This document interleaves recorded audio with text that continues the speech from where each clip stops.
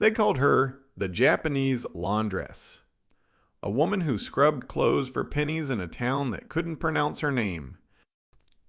Nash hired her to pretend to be his wife long enough to close a land deal with a cattle baron who didn't trust unmarried men. She had one condition, that no one touch the lacquered box she carried. When the cattle baron's wife asked for a Japanese tea ceremony, the box opened, and the woman playing a poor immigrant became someone no one in that room expected. Stay until the end to see what that ceremony exposed. Rattlesnake Creek was brown dust and short tempers that autumn. The summer grass was gone. The creek ran thin, and every rancher within 50 miles was calculating whether he could make it through winter without selling something he'd rather keep. Nash rode in on a gray gelding with a land deal dying in his pocket and a plan that would have made his mother cross herself. He'd spent 3 months building the agreement with Cornelius Hargrove, the cattle baron who controlled every grazing acre between Rattlesnake Creek and the Wyoming border. Hargrove had the land Nash needed to winter his herd, and without it, Barn Inn would lose cattle. Come January, a man who loses cattle in January doesn't keep a ranch long. The deal was set, the price was fair, and Hargrove had shaken on it over a bottle of rye at the Cattlemen's Association meeting. Then he'd added one condition that Nash hadn't seen coming. Hargrove didn't do business with unmarried men. He'd said it the way a man states the weather, like it wasn't personal, like it was just how things worked. A man without a wife had no roots, no reason to hold ground, no one to answer to when the territory got hard. Hargrove had seen too many bachelors cut and run when the first real snow hit, and he'd decided that a man who couldn't hold a wife couldn't hold a lease. So Nash needed a wife, or at least the shape of one. Not a real marriage, just a woman who could stand beside him for 3 weeks while Hargrove visited the Barn Inn, inspected the operation, and signed the papers. 3 weeks of performance and the deal would close, and the woman would go her way with more money than she'd seen in a year. He found her at Sarah Whitfield's boarding house on the south end of town, where the laundry steam hung in the air like a permanent fog, and the floorboards never quite dried. The boarders called her the Japanese woman because no one had bothered to learn her name. She'd been in Rattlesnake Creek for 2 weeks, washing sheets and men's shirts for coins, keeping her head down, speaking to no one she didn't have to. Where she'd come from was a question nobody could answer, and the few who tried had gotten silence for their trouble. Nash watched her from the doorway for a full minute before she noticed him. She was pressing a shirt with a flat iron, her movements economical and exact. Each crease placed with a deliberation that seemed excessive for a frontier boarding house. Her jet black hair was pinned in a traditional Japanese knot at the base of her skull, and she wore a simple kimono of plain dark cotton beneath a canvas apron. Her almond-shaped dark eyes caught him watching, and she set the iron down. He told her the proposition straight, the way he'd frame a cattle deal. He needed a wife for 3 weeks. She'd live at the Barn Inn, play the part, collect pay at the inn. No expectations beyond the performance. Her room, her privacy, her money, and no questions about anything that didn't concern the deal. She listened without expression. When he finished, she didn't answer right away. She picked up the iron and pressed another crease, and the silence stretched between them like wire pulled tight.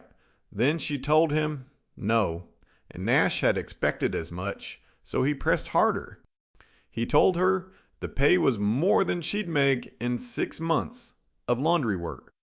He told her she'd have a room of her own, meals she didn't have to cook, and protection for 3 weeks in a place where a woman alone drew the wrong kind of attention.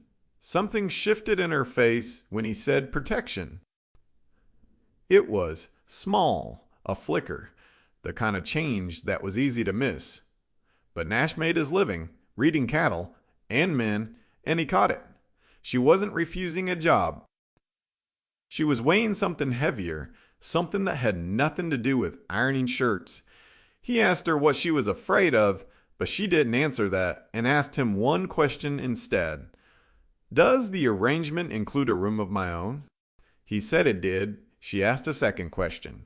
Does it include my freedom to leave when it's over? He said yes to that too. Then she stated her condition.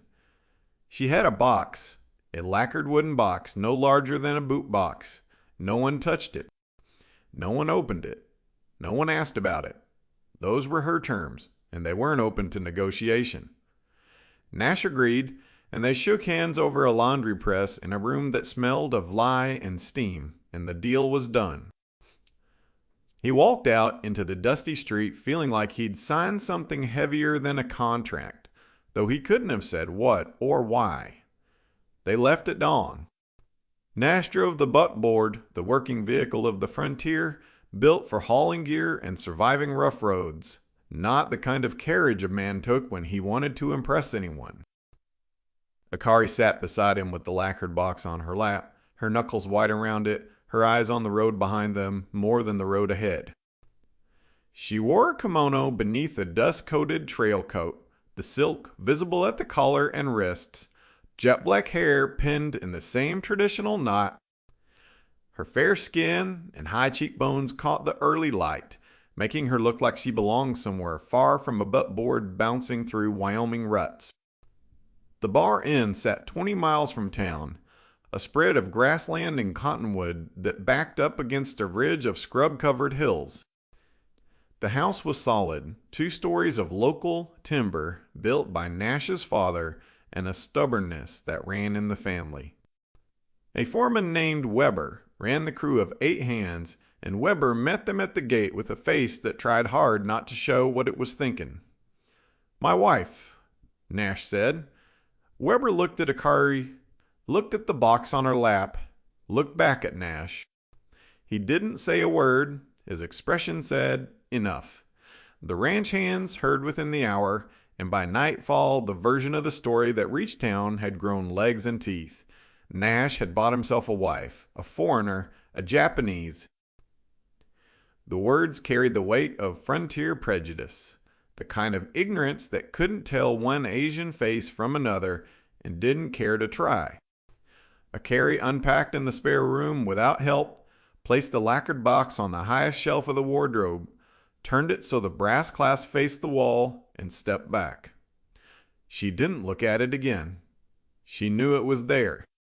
That night, the kerosene lanterns threw their flickering amber light across the main room, while Nash sat at the table with his coffee and his doubts. 3 days until Hargrove arrived. 3 days to turn a woman who washed clothes for a living into someone who could pass as a rancher's wife in front of a cattle baron who'd been reading people for 40 years. Akari adapted to the barn with a quiet efficiency that unsettled everyone, including Nash. She cooked. Not the kind of cooking the ranch hands expected, not beans and salt pork and sourdough, but something measured and deliberate. She foraged along the creek bank for plants the hands didn't recognize, wild herbs she identified by touch and smell, bringing back greens that she prepared with a knowledge that didn't look like trial and error. The meals were simple but precise, each element placed with the same deliberation she'd used on shirt creases at the boarding house, and the hands ate without complaining, which was the closest thing to a compliment they knew how to give. On the 3rd morning, Weber cut his hand on a fence rail. The wound had gone septic overnight, the skin around it red and tight and hot to the touch, and the foreman expected to lose the use of 2 fingers. He'd seen it before on the frontier, and infection didn't negotiate. Akari knelt beside him without being asked. She cleaned the wound with water she'd boiled and cooled, then opened a small cloth pouch she kept in her apron and selected dried herbs by feel. She ground them between 2 smooth stones, mixed the powder with water into a paste, and applied it to the wound with a steadiness that made Weber go quiet. She wrapped his hand in clean linen and told him to keep it dry. By morning, the redness had retreated. By the next day, Weber could move his fingers. He didn't mention it to anyone, but he stopped calling her the Japanese and started calling her am, which in Weber's vocabulary was a promotion of the highest order. Nash watched all of this. He noticed things he couldn't explain and couldn't stop noticing. The way she folded fabric with geometric precision, each edge aligned, each crease exact. The quality of the silk beneath her trailcoat, too fine. For a laundress, the kind of fabric that cost more than most men's saddles. The way she held her spine, even sitting alone, even when she thought no one was watching, straight and still like someone who'd spent her life being observed and had learned to be watchable. This wasn't how a poor immigrant carried herself. Nash had known poor people, had been poor himself, and there was a slump to poverty, a rounding of the shoulders, a way of taking up less space. Akari took up exactly the space she chose to take up, no more and no less. He didn't ask. The deal was clear, and questions weren't part of it. But the not asking became its own weight, a silence that thickened between them, at the kitchen table, on the porch, in the moments when their eyes met and both looked away, because neither was ready for what the other might see. One evening, she sat on the porch as the sun dropped behind the hills. The kerosene lantern beside her threw amber light across her face, catching the line of her jaw, the dark stillness of her eyes, the way her hands rested in her lap, with a composure that looked less like calm and more like the end of a long practice. She looked at the distance like someone memorizing a place she might not keep, and Nash stood in the doorway watching her. For the first time, he wondered whether the woman he'd hired was running from something or toward it, and whether the difference would matter when the 3 weeks were up. Cornelius Hargrove rolled onto the Bar Inn in a fine carriage with his wife Eleanor and 2 outriders, and the vehicle looked exactly like what it was. The transportation of a man who'd spent 40 years building an empire and wanted you to know it.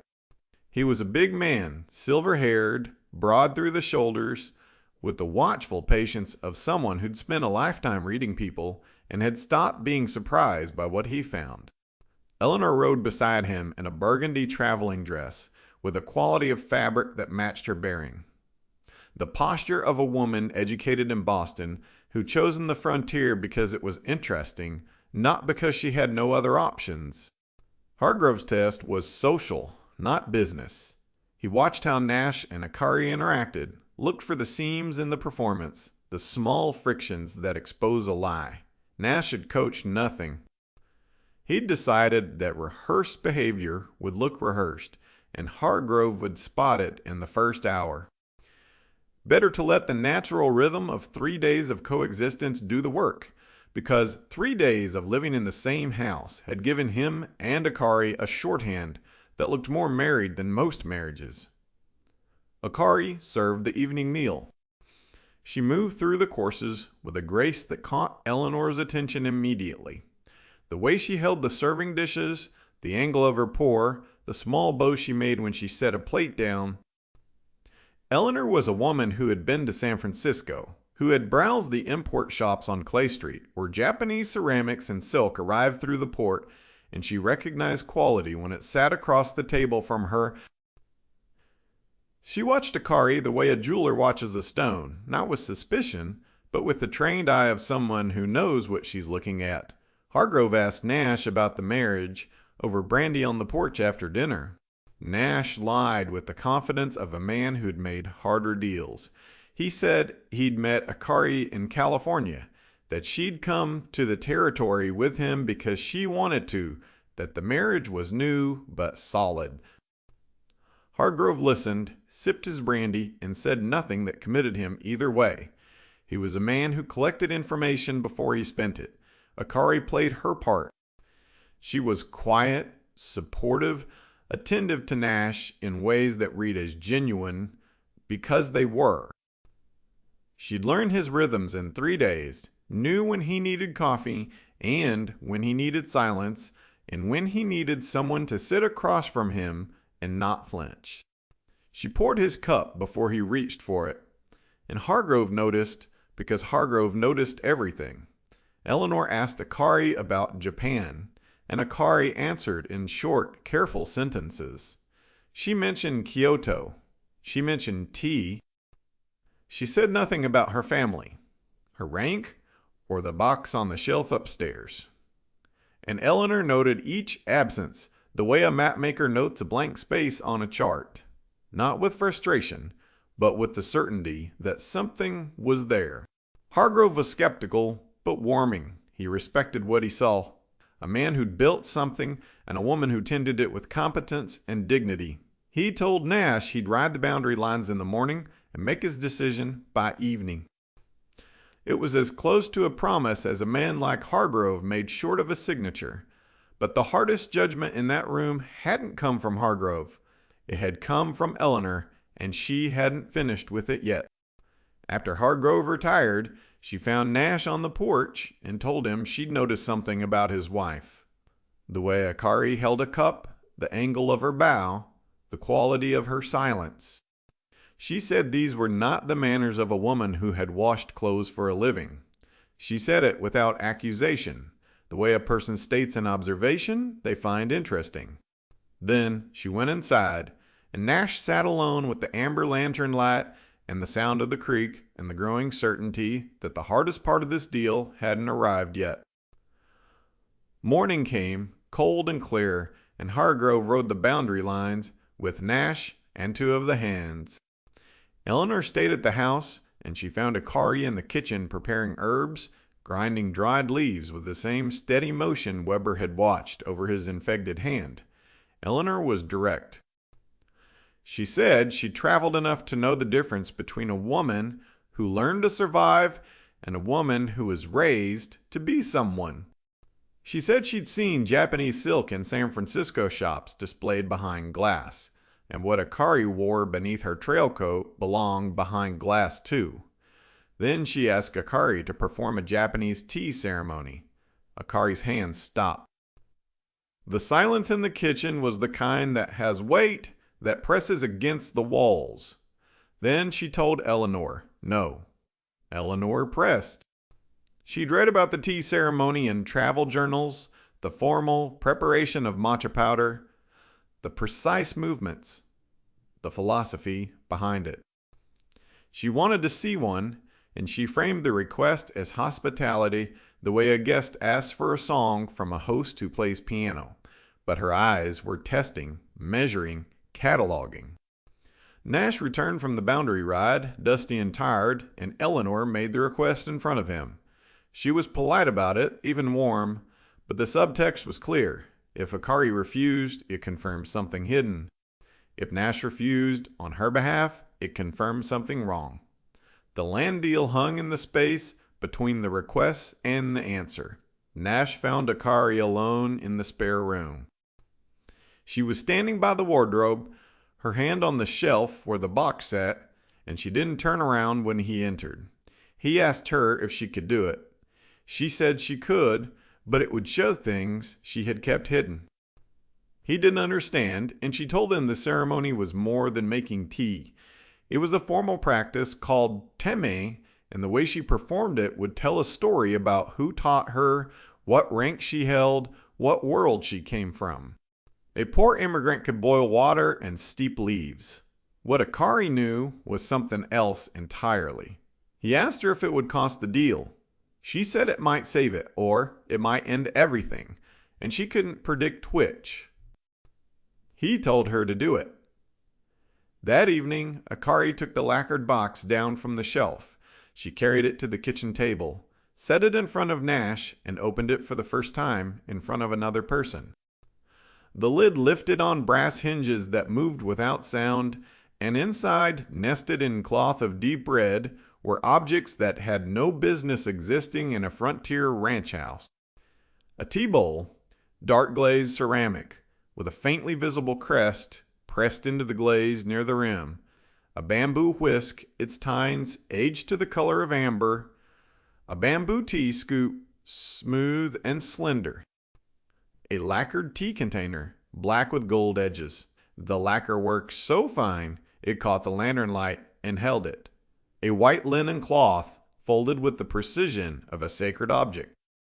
Each piece rested in its own cloth wrapper inside the box, and Akari lifted each one out with both hands in a care that made the air in the room go still. Nash looked at the contents. He was a man who dealt in tools and tack, who knew the difference between workman's gear and a craftsman's finest the way a musician knows the difference between a church organ and a piano. These were not a laundress's possessions. The crest on the tea bowl was small, pressed into the clay with a stamp that had been made for a specific family, and the lacquer on the tea container had the depth of something old and valued and passed down through hands that understood what they were holding. He didn't ask about the crest. He didn't ask about any of it. The deal said no questions, and he'd kept his word for a week, and he would keep it now. But he looked at Akari standing over that box, and he understood for the first time that the woman he'd hired wasn't hiding from poverty. She was hiding from something much larger, and the box was the last piece of it she carried. Tomorrow morning the box would open again, and everyone in that house would see what Nash was seeing now. Morning came, and the main room of the ranch house stood cleared and rearranged. Akari has laid a cloth on the floor and arranged the utensils with deliberate spacing, each piece set at a distance from the next that looks measured, not estimated. She has changed into a formal kimono of deep indigo silk, the pattern so subtle it catches the light only at certain angles, and her jet black hair is pinned higher and more formally than Nash has seen it. She kneels on the floor with a straightness that transforms the room around her, and the kerosene lanterns have been replaced by candles that throw a steadier, warmer glow. The room holds Nash, Hargrove, Eleanor, and Weber standing near the door with his hat in his hands.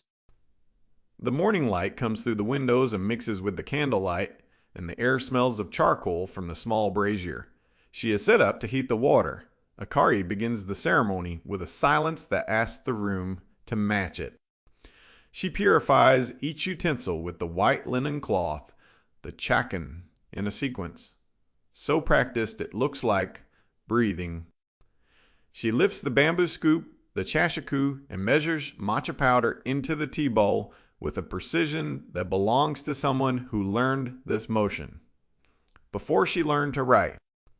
The powder is green, vivid against the dark glaze of the bowl, and it falls into the ceramic with a sound like sand through an hourglass. She pours hot water from the iron kettle.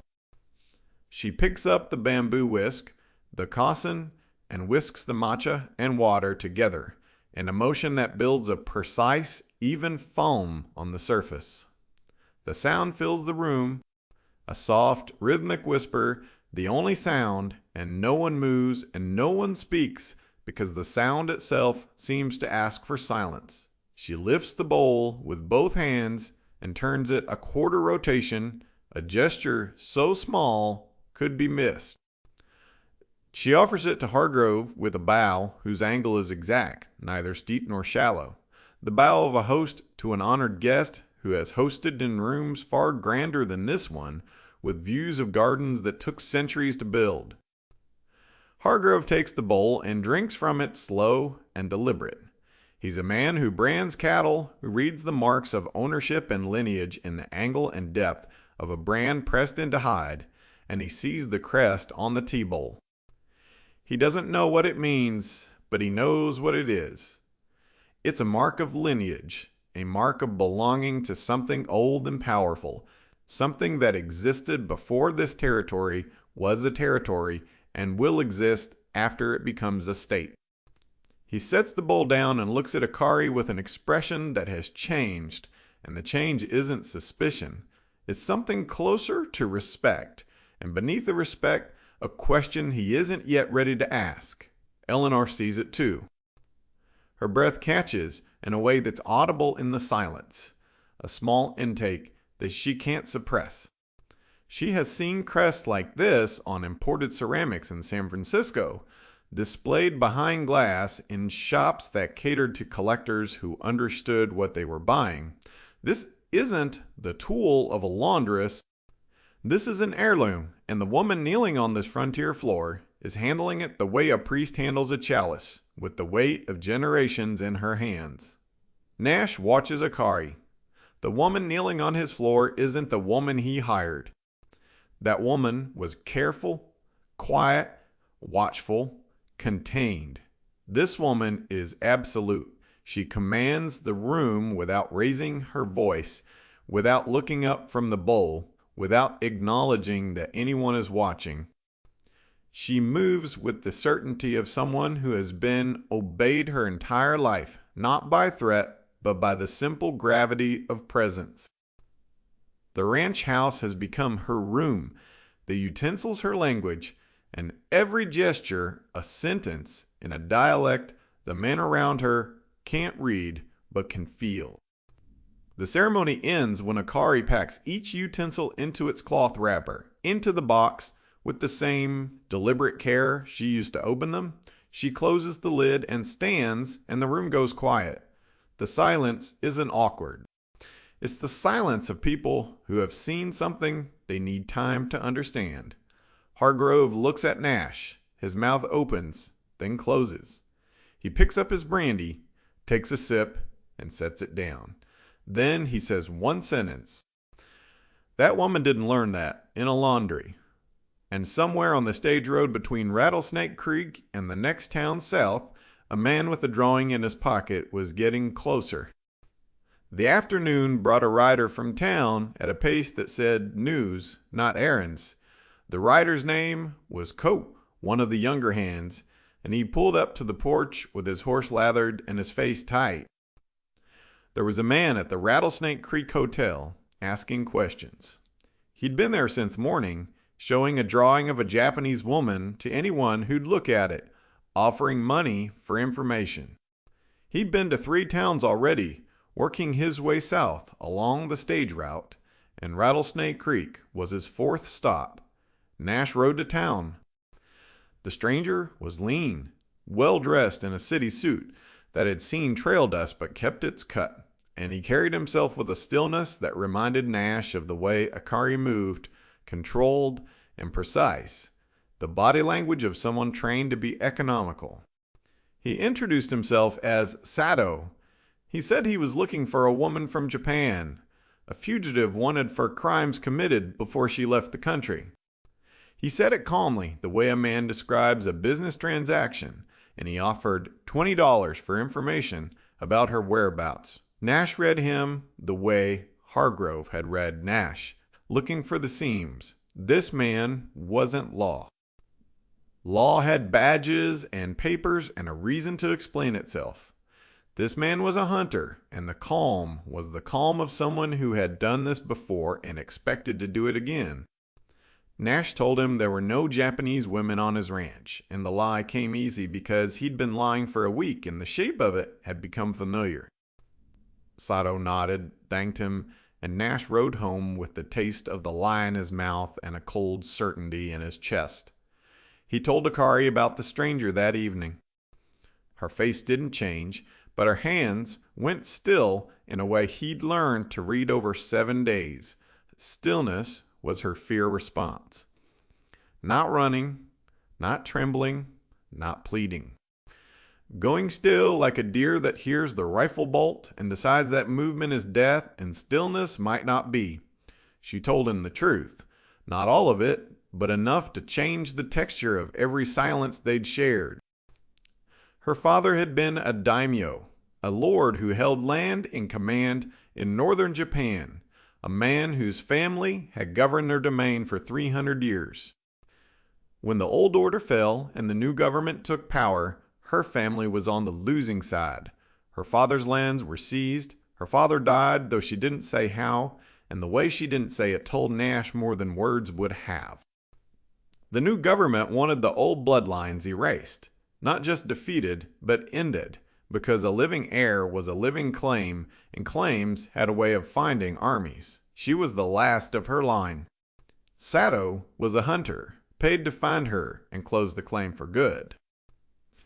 The drawing he carried was accurate enough to find her, which meant someone who had seen her recently had given him her description, and the trail of towns behind him meant he was methodical and patient and wouldn't stop. She showed Nash the crest on the bowl.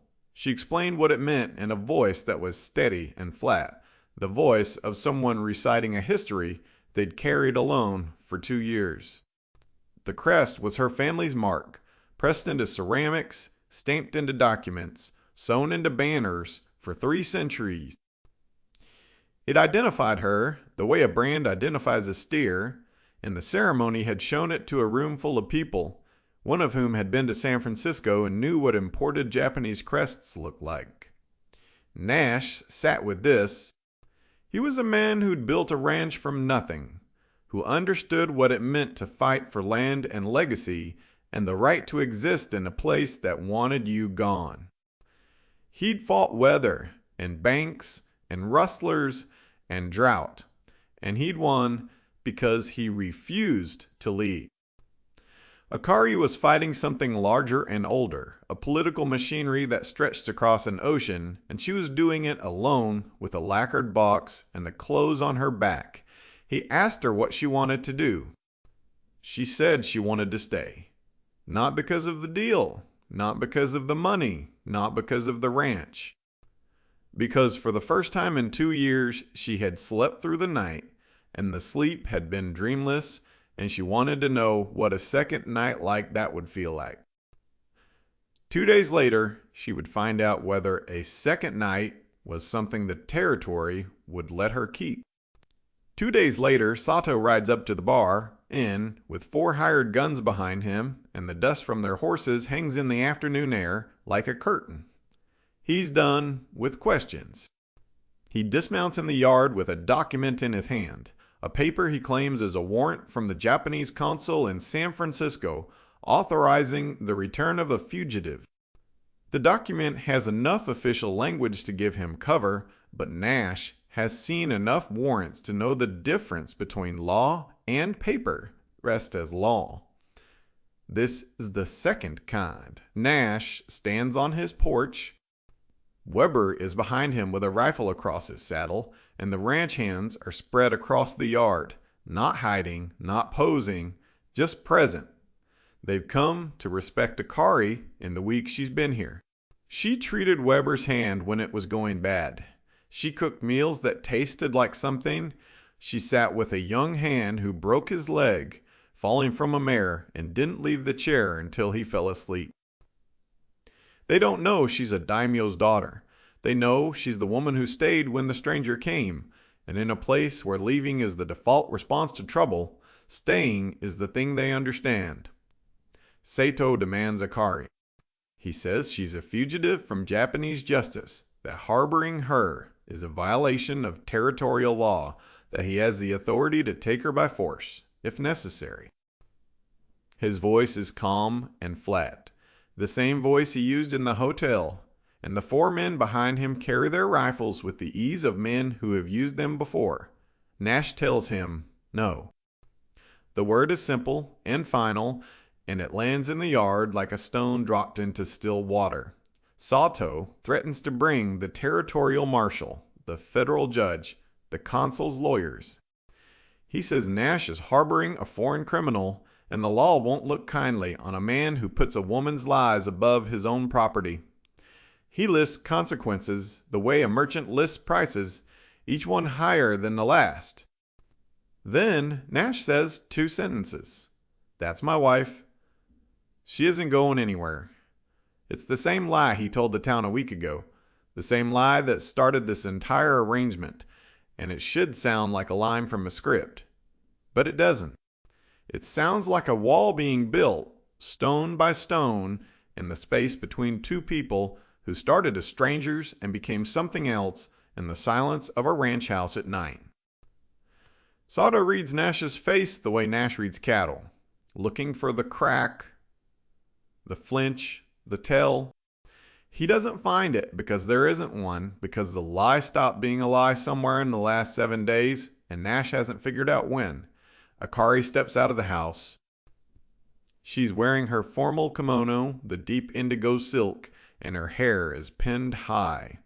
She walks past Nash, past Weber, past the ranch hands, and stops at the edge of the porch. She looks at Sato, and she speaks to him in Japanese. No one in the yard understands the words, but everyone understands the tone. It's not pleading. It's not fear. It's not negotiation. It's the voice of a woman who has been hunted for 2 years across 2 countries and has decided here on this wooden porch, in this territory that isn't hers, surrounded by men who aren't her people, that she's finished running. Sato hesitates, reading the ranch hands' faces, reading Nash's, reading Akari's. He does the math the way every man in the territory does math when the guns come out, 5 men with rifles against his 4. A woman who won't come quietly, and a man who has claimed her in front of witnesses. Sato is patient and methodical. But he isn't reckless, and a gunfight on a stranger's porch isn't in his contract. He mounts his horse. He tells Nash this isn't over, and the words aren't a threat, but a statement of fact, delivered with the same calm he has worn since the hotel. He rides out with his 4 men, and the dust settles behind them, and the yard goes quiet. And Nash knows with the certainty of a man who has survived winters that Sato will be back with more. Hargrove rode back to the bar, and the next morning, word traveled fast in the territory, and the story of the stranger in the standoff had already reached his ears through the stage driver who'd passed the ranch road. Nash expected Hargrove to withdraw the deal. The land arrangement was contaminated. A rancher harboring a foreign fugitive, married to a woman no one could vouch for, staring down hired guns on his own porch. This wasn't the stable family man Hargrove had come to do business with. Hargrove didn't withdraw. He dismounted, walked to the porch, and sat down in the chair Nash offered him.